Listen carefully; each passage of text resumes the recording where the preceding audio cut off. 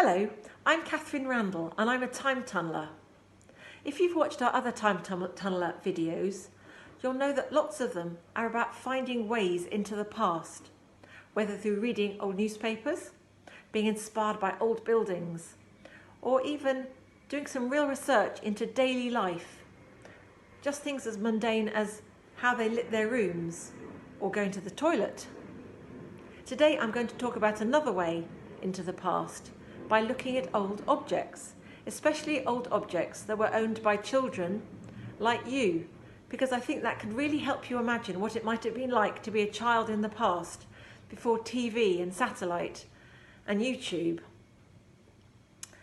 Now, this little chap is a little bit the worse for wear, but if I wind him up, he still bangs his drum and turns round and round. He's almost 100 years old. He belonged to my dad in the 1930s, just before the Second World War. I think he must have been pretty special because Dad kept him 86 years. Imagine you were a child in the 1930s. Imagine this was your toy. I think they're quite delicate. If you wind them up too much, they break. So what would you have done if it broke? Where would you have taken it? Would your parents have been able to mend it? Would you have had to take it to the toy shop in town and leave it overnight? How would that have felt? I've also got a lovely box owned by my mother. It's even got her name on it, Ruth. I think she was given it when she was quite little because it's got rabbits around the edge of it. Rather sweet.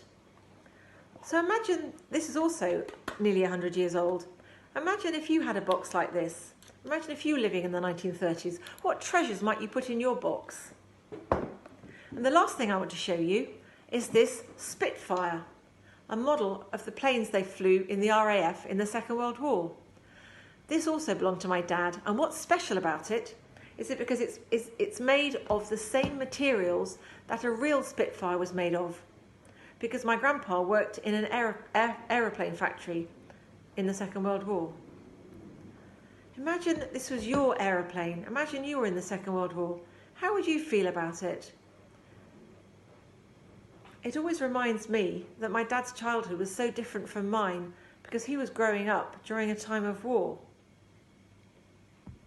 I think that holding objects, even just looking at objects from the past, can really help you imagine what it was like to be there. So my challenge for you today is to find an object that you want to write a story about and start a story set in the past based around the object. You can use one of the objects I've shown you today, or you can use something that you've got in your house, or even a picture of an object that you've seen. Ask lots of questions. Who did it belong to? Who played with it? What did they use it for? Who gave it to them? What would they have done if they broke it or lost it? You can even pretend that you are the toy and write it from their point of view. In fact, there's a very famous book called The Mouse and His Child by Russell Hoban, which is all about a clockwork mouse and a clockwork baby mouse. So someone's done it already.